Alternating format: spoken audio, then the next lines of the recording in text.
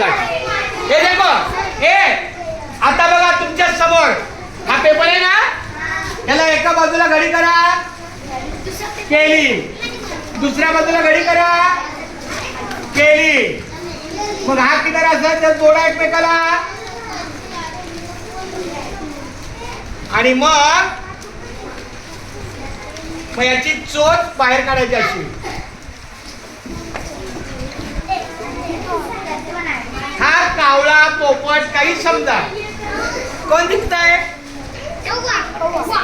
कौवा दिखता है ना? सच्ची बोलो. इसको और थोड़ा सा